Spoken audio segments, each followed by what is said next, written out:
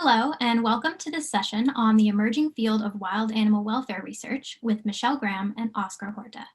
I'm Sophia Davis-Vogel, and I'll be the MC for this session. We'll be starting with a 7-minute talk by Michelle, followed by a 6-minute talk by Oscar. Then we'll move on to a live Q&A session where they will respond to some of your questions. You can submit questions using the box to the right-hand side of this video. You can also vote for your favorite questions to push them higher up the list. Michelle is the Executive Director of Wild Animal Initiative, a nonprofit research and advocacy organization dedicated to understanding and improving the lives of wild animals. She is also pursuing a PhD in comparative biomechanics at Virginia Tech. Previously, she studied physics and philosophy at the University of Oxford and has worked as a teacher and as a veterinary receptionist. Here is Michelle. Today I'm going to talk about advancing wild animal welfare by working in adjacent communities, or as I like to call it, playing nice with others. Before I begin on that topic, let me just outline briefly what wild animal welfare actually is. So Wild Animal Initiative and organizations like ours work to improve the lives of animals living in the wild. And this is separate from biodiversity conservation. Put very simply, biodiversity conservation focuses on preserving the number and diversity of different animal species, whereas wild animal welfare work focuses on improving the quality of life of all species. Our work is also not only focused on harms caused by humans, which might include things like wildlife trafficking or habitat destruction, but also causes of suffering that might be perfectly natural, such as disease or resource competition, disaster like forest fires, or predation. Work that is focused on the welfare of individual wild animals already exists outside the EA community, albeit its small scales. For example, wildlife rehabilitation, which often occurs in cities or other areas where people bring in injured or impaired wildlife for medical care. And also large-scale efforts have occurred, although not directed primarily at improving wild animal welfare. Some of these efforts, nevertheless, have likely improved wild animal welfare. For example, the efforts to eradicate the screwworm in Central and North America were undertaken to improve outcomes for cattle farmers, but may also have improved the welfare of wild animals who no longer have to suffer from a very painful parasite. Now, at Wild Animal Initiative, we often get asked about career paths in research and working directly for EA animal welfare organizations. I'll let Oscar talk a little bit more about the variety of research paths, particularly within academia, that are relevant to wild animal welfare. But in terms of working at EA animal welfare organizations, there are only a few organizations like Wild Animal Initiative, Animal Ethics, and Rethink Priorities that work on wild animal welfare using a EA priority set. And I want to emphasize that working in an adjacent community may be just as impactful for ultimately accomplishing wild animal welfare goals. The bottom line is that we need help. 3 organizations and the level of funding that we receive from within the EA community is not enough to really accomplish major goals of wild animal welfare. In terms of the research that's getting done, a lot of it is focused on figuring out what to do to help wild animals. But once we figure those things out, we actually have to make those things happen. And this requires convincing people that our goals are good ones and that our approach is correct, getting money to actually accomplish those goals, and actually affecting change in terms of outcomes for wild animals. Taking these 3 points in turn, communities that are adjacent to the wild animal welfare community may have a lot of impact in actually helping us get these things accomplished. So animal-focused communities, like the animal advocacy community or the veterinary community, particularly within the One Health paradigm, stand in a really good place to advocate for consideration of the welfare of wild animals, or actually implement public health policies that might improve wild animal welfare. Taxa-specific organizations that straddle the line between conservation and welfare also exist. For example, the American Bird Conservancy does not think of itself as a wild animal welfare organization, but recently their work helped pass a bill in New York City that mandates that all new buildings use bird-safe glass. This seems very likely to reduce the rate of injury due to building collision that is suffered by wild birds. Additionally, the conservation community, well, I took pains to distinguish the community of conservation from that of wild animal welfare, there are still many people within conservation who care very deeply about the welfare of wild animals and may be very interested in advancing wild animal welfare goals in tandem with conservation goals. In particular, the compassionate conservation community is very interested in integrating animal welfare and conservation efforts. Now, focusing on the question of getting money, major foundations like the National Science Foundation or the National Institutes of Health, and any role where you have some kind of scientific decision-making power over where money gets allocated is a really valuable position for helping direct more funding to wild animal welfare research projects. Any fundraising effort, really, in general, can be very important for growing our community, especially working within animal-focused communities that are working on wild animal projects. In terms of affecting change, advocacy of all kinds that can convince the people who control our interactions with wild animals, or industries that affect wild animals, or land use changes that affect wild animals is incredibly important. This could involve things like lobbying to change decisions within government, or campaigning to convince the public, for example, of the value of a particular ballot initiative that might affect wild animal welfare. You could also aim to be a policymaker yourself and help move forward policy decisions that are going to benefit wild animals, or work within government implementing those policy decisions. In the US, for example, the US Fish and Wildlife Service regularly makes decisions about the management of public lands that seem very likely to impact the welfare of animals living on those lands. What I've talked about so far has really focused on career pathways and communities that are relevant, but you might be thinking as a student, what can I be doing now?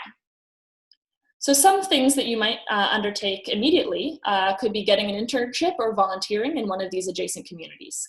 Not only will this give you career experience, it will also help us understand, if you go out and into these communities and talk about wild animal welfare, how they perceive these ideas and what ways we might best work with them in the future.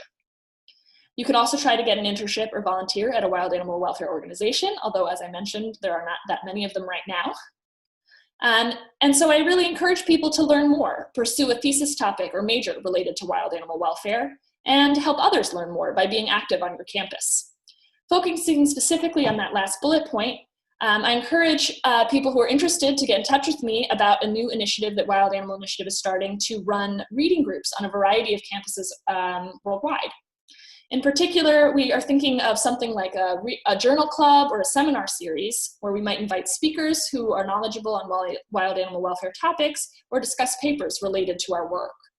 And we can help you start such a group or come up with content ideas for what to do with such a group. And if you're really motivated, we're also looking for a volunteer to help run our overall university outreach program. So if you're interested in any of the ideas I've brought up today, or interested in volunteering in a capacity like I've just described, I really encourage you to reach out to me or to go to our website to learn more. Thank you. We'll now hear from Oscar Horta. Oscar has been involved in animal advocacy since the 1990s and is a founding member of Animal Ethics. He teaches moral philosophy at the University of Santiago de Compostela and previously worked as a researcher at the Spanish Foundation for Science and Technology. Here's Oscar. Hi, thanks for attending this talk. I'm Oscar, and I am a member of Animal Ethics and also a professor at the University of Santiago de Compostela. And I'm going to be speaking about how to promote research on helping wild animals. This is a very neglected issue, and as a cost area is grossly underfunded, and there are very few people working on it, despite the fact that wild animals suffer for a number of reasons, and that this does not only happen to a minority of them. Some estimates indicate that the vast majority of wild animals suffer very significantly, and maybe suffering prevails over positive well-being in their lives. It's true that there have always been people who have been concerned about this, and ways of helping wild animals have taken places for a long time already, for decades in some cases. But despite this, as I said before, as a cost area which is recognized as such, is still very new, due to which a carefully planned strategic course of action should be followed. due to this, we should be distinguishing between ways of helping animals that under maybe ideal conditions could help them most and could reduce more their suffering, and those that are more convenient right now because they have a more significant potential in terms of making it possible to develop in the best way the field. So animal ethics has been doing some research on this, and we found that there are certain ways of helping animals that are non-controversial and likely to be accepted by scientists and probably by the general public that we therefore recommend, including helping wild animals victims of weather events, vaccinating wild animals against certain diseases, and helping wild animals in urban areas. So the work that needs to be done in order to promote this kind of research is different depending on what we are talking about. In academia, we should certainly promote that there's more research on these areas. But also, for instance, when we consider animal advocates and effective altruists, what we should be doing in their case is providing more education and clarifying the many confusions that there are still about this topic among these people, and also get more support for the reason I just mentioned. As long as this field continues to be severely underfunded, it's going to be very, very difficult to make significant progress in it. And then also at some point, we can start promoting actual campaigns that animal advocates and the general public can be sympathetic about, so the cause can gradually become better understood and respected. So given this, what can students do about this? So first, they can consider the cause of wild animal suffering as something on which they could be doing research. So for instance, they need to decide what topic they're going to write their dissertation about. If they're students in biology or ecology, well, there are different topics they could be researching, including, for instance, literature reviews about how different factors affect the well-being of animals in different ecosystems, or they could research the potential effects of different forms of helping wild animals. That is, do research in ecology with a welfare-focused approach. Veterinary scientists also could make a great contributions. So students in this area could work on expanding veterinary science to include also animals that don't live in captivity. Examples would include assessments of the welfare of animals and not living under direct human control, work on improving ways of handling wild animals without causing them harm, work on wild animal contraception, work on wild animal vaccination, and other related areas. And what about other people? People, for instance, working on environmental studies. Well, they could, for instance, work on providing a best understanding of the field, on clarifying the concepts used in this. They could also do literature reviews on issues that are relevant for the area. And also people working in social science could do research assessing the attitudes that people in different relevant groups, it may be the general public, but it may be also people working in science, animal advocates, have towards different ways of helping wild animals. And also people working in law and politics could do research on how to best promote changes in legislation and policy about this topic. And people working in philosophy could work on developing further the case for helping wild animals. And yeah, there may be other people who work on other fields and who can certainly make an important contribution. We would encourage them to get in touch with animal ethics for ideas on what they could research. And finally, concerning not just research, but actual advocacy, students are in a very, very good position, in a privileged position in order to encourage more interest in the field. They could help to organize events that could be online events like talks targeting students or seminars targeting researchers and maybe professors. They could organize things like, for instance, reading groups about the field, and they could get in touch with groups of students, student societies. So yeah, there is a great deal of things that can be done about this. If you want more ideas, you can get in touch with me. You have my email there, or you can just reach Animal Ethics. So thanks for your attention.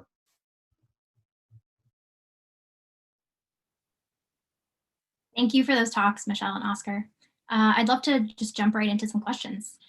So first for Michelle, in your talk, you pointed out that some possible relationships we might be able to have with other communities. You sort of like outlined these, but there wasn't much time to get into what you've already done on that work. So I'm wondering both if you could just talk a little bit about what Wild Animal Initiative broadly is working on now and has done in the past. And then specifically, if you could talk a little bit about like some things that you've done to coordinate and collaborate with other communities. Yeah, definitely. So on the topic of what we've done so far and what our focuses are, we do both research and outreach at Wild Animal Initiative. And our core goal is to start more conversations and more research projects about wild animal welfare among researchers, and particularly to get industry scientific funding from outside the EA community to go towards wild animal welfare research projects. So we do some research in-house ourselves, and our research team chooses projects both on the basis of how impactful they might be for wild animal welfare, but also in terms of their sort of messaging value, how likely it is that we'll be able to get them published in an academic journal, or how likely it is that it will start some kind of conversation among other academics. And so, other initiatives or other activities we've done on that front include like our advisory panel, which both improves the quality of our research in-house and also brings in academics from a variety of fields to the conversation about wild animal welfare. So some of the research we're focusing on right now are pigeon fertility control project that we're investigating, and that's a collaboration between us and a researcher at Virginia Tech who's an expert in bird stress physiology.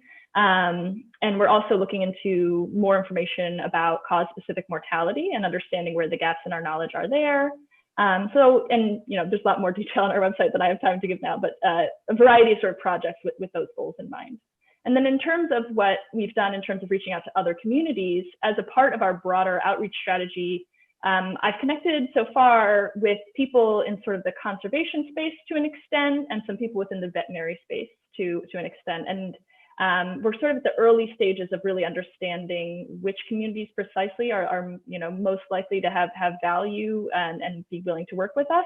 But I've been pleasantly surprised by the extent to which a lot of people who do say conservation ethics that I've spoken to have been interested in the ideas that wild animal welfare brings up and wanted to talk about them.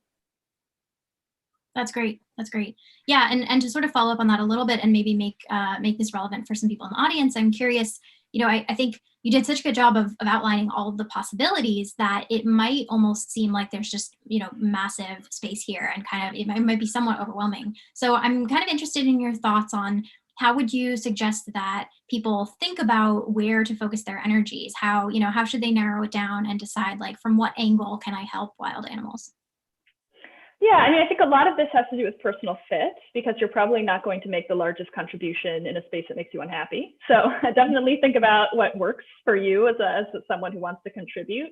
And then I think some of the things that are maybe most promising are particularly work in sort of the overlap between wild animals and human policy. So any area where humans are taking action to affect animals already, and that can be adjusted to be a more humane interaction, that's sort of the low-hanging fruit in terms of unpredictable consequences or things like that. And those might be an area where we can make small changes to have a big difference. And that could be done from the research angle, where you're researching public policy or researching, say, fertility control in order to understand how it can be used for wild animal welfare, or in the policy space of sort of thinking about working in the local government that might make those kinds of decisions. Mm-hmm. Fantastic. Okay, that's great. Thanks. So Oscar, I'd love to hear from you as well, and maybe just kind of get an overview of what Animal Ethics is working on, sort of like what some of your interesting projects are and what you have in mind for the future.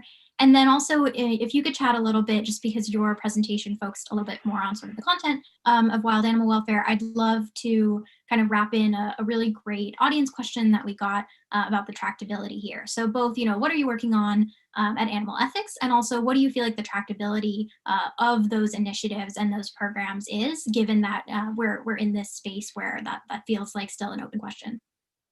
Right, thank you.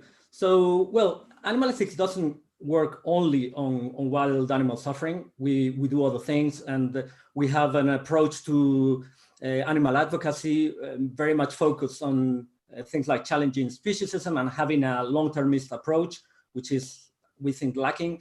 But it's true that most of our effort focus on wild animals. And we've done basically two kind of things. First, we've done educational work. So we have lots of texts that are meant to be introductions to the issue, where we tackle different ways in which animals are harmed in the wild, and also the reasons why these matter, and also the ways in which we could help them, and in which we are actually helping them already.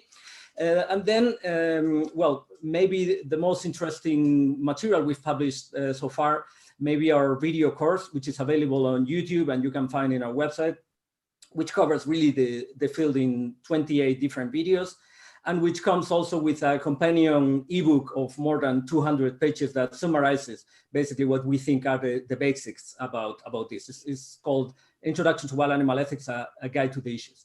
And then concerning research, we've been focusing on also like Wild Animal Initiative has, in trying to develop academic work in this field. And for this, we've done basically three different things. So first, we have done some research of our own. So right now, similarly to what Michelle said before, we're also working on contraception, although we are focusing on large herbivores while they have been working on birds.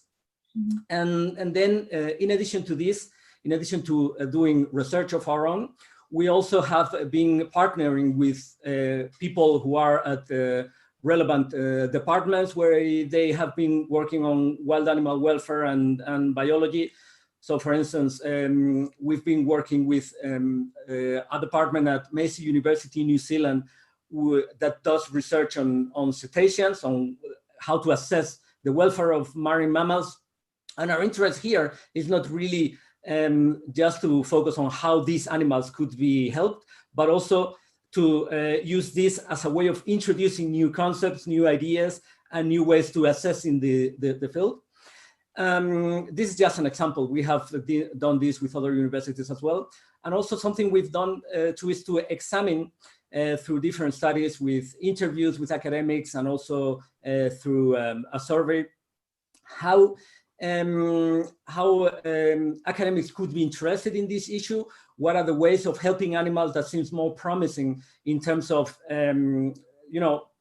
provoking more research on this, and found that there are three especially promising fields which are helping wild animals that are the victims of extreme weather events, wild animal vaccination programs, and also finally helping wild animals in urban environments or other areas severely affected by human action. So this shows that the field is definitely a tractable one, among other reasons, because in many cases, the interventions we are speaking about are no new ones. They have been done for decades already, like for instance, as it happens in the case of vaccination. And also, as Michelle mentioned before, often they connect with policies that are already carried out for other reasons, but it just so happens that they can help wild animals too. And we believe that in the future, with more research, these kind of interventions could be expanded. There are other ways of helping animals that just need to have more research that can back them, and also have the interest of policymakers.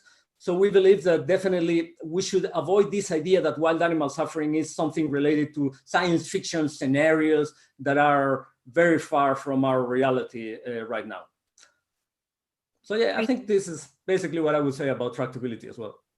Fantastic. Yeah, and we also have I think this is somewhat related. We have an audience question about funding. So, one of you mentioned that there's some funding limitations in the wild animal welfare space. And we have an audience member who's wondering what would extra funding accomplish on the margins? And this is for either of you, maybe Michelle, if you want to go ahead and start. Sure. So, I mean, I can speak just for Wild Animal Initiative that if we had more money, we could hire more people. If we could hire more people, we could do more activities. And that's the short answer. But in terms of very specific programs, I think Wild Animal Initiative would love to run with more funding. I would love to be able to run a fellowship program, more connections, more direct outreach. And I see we're running low on time, so I won't say too much more, but I have a whole plan. Fantastic. Oscar, do you want to just chime in here for a moment? Well, yeah, if we have time, I mean, in just a few seconds, I would just back what Michelle just said. Same happens with us. We're severely underfunded. We have people who would work on this, and we have lots of ideas, lots of things that could be done with academics as well. But yeah, we are definitely underfunded. The field is severely neglected. So this can be a very good use for your donations, actually. Great, great. Yeah, and I think your earlier comments about tractability really help here too, to kind of understand that extra funding, there are really a lot of great applications for it. So that was very helpful to wrap in. Thank you.